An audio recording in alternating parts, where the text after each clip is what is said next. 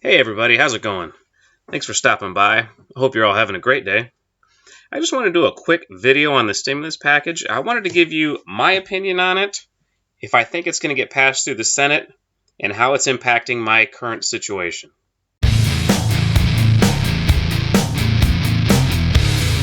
The House recently passed Phase 4 of the stimulus package, which is expected to cost $3 trillion. It's called the Health and Economic Recovery Omnibus Emergency Act, or the HEROES Act for short. Now, this is going to provide funds for states and local governments, rent and mortgage assistance, virus testing, emergency relief for the post office, and of course, more stimulus checks for individuals. As of right now, it's in the hands of the Senate, and if it gets passed, it'll be on to the White House. Now, it's expected the bill will be met with a lot of friction because of bipartisanship resistance. And in fact, reports are suggesting there won't even be a vote on it until sometime in June. Now, the part of the bill that most are interested in are the stimulus checks that are being sent directly to individuals, and they are reported to be only a one-time payment just like the CARES Act. But this time, the maximum amount will be raised to a total of $6,000. Now, those payments break down as follows. Each single person earning $75,000 a year or less will receive a one-time check for $1,200, and married couples earning less than $150,000 a year will receive a check for $2,400. If you meet these requirements, you will also receive an additional $1,200 per dependent up to 3 times for a total of $3,600. So if you are a married couple earning less than $150,000 a year and have 3 dependents or more, you will receive a one-time payment of $6,000 the way the bill is written right now. Now, I'm married and we earn less than $150,000 a year, and I have 2 dependents, so if it's passed, I'll receive a check for $4,800. Now, the last bill changed at the very end to exclude dependents that were 17 years of age or older, and since both of mine are, I'm not holding my breath that I'm going to get paid for them this time. Now, I'm a small business owner, and my business has all but dried up since the shutdown. I applied for unemployment when they opened it up for those who were self-employed, but I was denied. Now, I received another form in the mail that I had to fill out and send in, but I haven't received anything as of yet. Now, unfortunately, my wife is still working, so we're doing fine, but if something happens with her work, some serious adjustments are definitely going to have to be made for us. Now, the previous $2,400 I received from the CARES Act made up for some of what I lost, but certainly not all of it. I'm curious as to how you guys are doing during the shutdown. Has the stimulus package helped you guys out? If you can, please leave in the comments section, because I'd love to hear from you guys. Fortunately, a few years back, we took charge of our finances. I came across a YouTube video on how to pay off your mortgage fast using a home equity line of credit.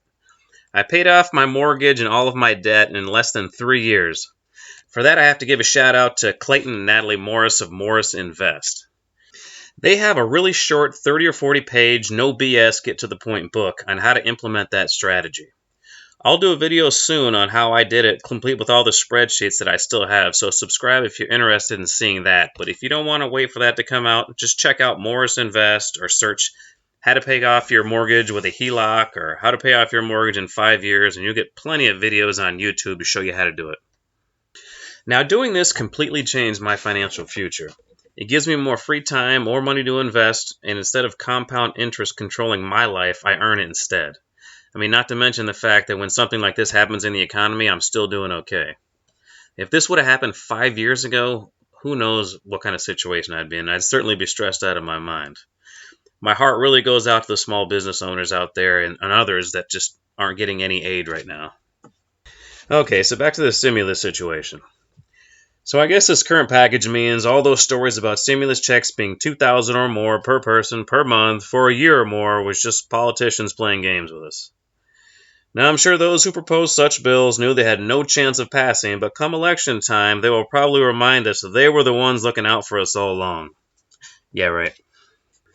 I personally took all that talk with a metric ton of salt, but it was interesting nonetheless to listen to all this time I've been stuck at home. Now, I realize you need to walk a fine line when giving out free money, because if you give too much, you incentivize people to not want to go back to work. But if you don't help out enough in times of need, you're only delaying the inevitable. Now, I must admit, I love the idea of getting huge monthly stimulus checks, especially since my wife is still working, but another $1,200 one-time payment does very little for most people who are struggling. Now, I don't understand why the politicians can't come together quickly and get people the financial help they need to get them through this shutdown. And by the way, the first stimulus checks haven't even been fully distributed yet. But you know what really bugs me about the delays and fighting over what's going on with the stimulus? Is the fact that it's our money. All the government spending comes from our tax dollars. I mean, sure, the Fed has the ability to print money out of thin air, but it all still needs to be paid back with tax dollars and interest, by the way. To me, I think all this political fighting is strictly a diversion. Or perhaps it's supposed to be like a daily soap opera that's created solely for our entertainment. I don't know. Now, here's a recent clip about how much of our money is actually squandered by the government on a regular basis. How the Pentagon is keeping track of its spending. An independent audit finding the Pentagon's accounting failed to provide a paper trail for hundreds of millions in your money in construction projects.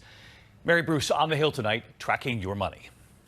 Tonight, questions about how the Pentagon is keeping track of hundreds of millions of taxpayer dollars. 9 supply chains, 2,300 weapon systems, and about 5 million items. At issue, expense reports for construction projects. $384 million spent without the proper receipts. Another $465 million put in the wrong column, labeled as ongoing projects that had actually been completed. The Defense Logistics Agency admits their failure to track funding, but says none of the money is actually missing or misspent.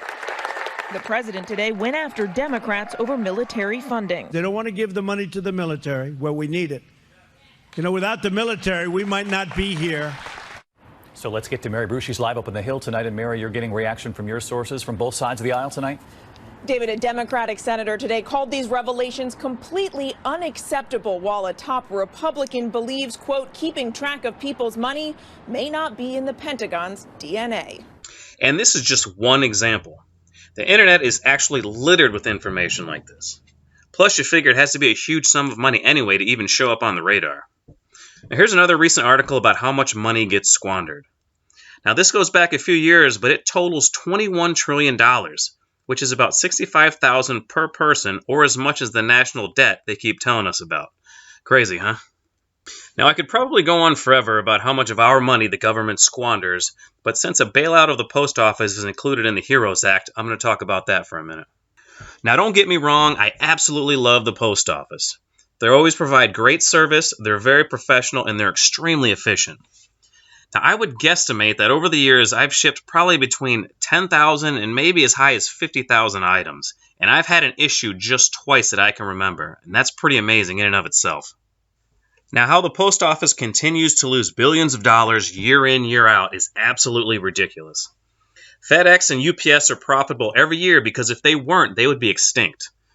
Now, I know those businesses aren't exactly 100% similar to the post office, but they're pretty close, so the post office should at least be able to break even. Now, to solve this, Trump has stated he wants the post office to raise rates by as much as 4 times, but I think that's going to cripple a lot of U.S. small businesses. China can somehow sell items to us for less than $1 with free shipping, but I can't even send a 4-ounce package to Canada for less than $8. Now, how is that fair? Now, with how much the post office has raised rates over the years, and also when you figure in that recently we've had very favorable fuel costs, you'd think the losses would be getting smaller, but they're actually not. Clearly, the post office needs to be run more efficiently, and those in charge of budgeting need to be held accountable. Okay, my ranting is done. I know I got a little off topic, but this whole political charade going on around the stimulus has got me a little frustrated. Now, let me know in the comment sections what you think we should do as far as the stimulus package. Now, I personally think they should be passing something like $1,000 to $2,000 per person per month for 3 to 6 months, and I think that should be enough to get us through this. Now, I do think the extra $600 a week for those unemployed seems like a pretty good amount for those laid off, so I think they did a really good job getting that done quickly, but there are still those who did not qualify for benefits and others that need aid that are suffering, so hopefully more gets done soon. Well, I think I'm going to end the video right there. I just want to say thank you so much for watching, and until next time, take care, everybody.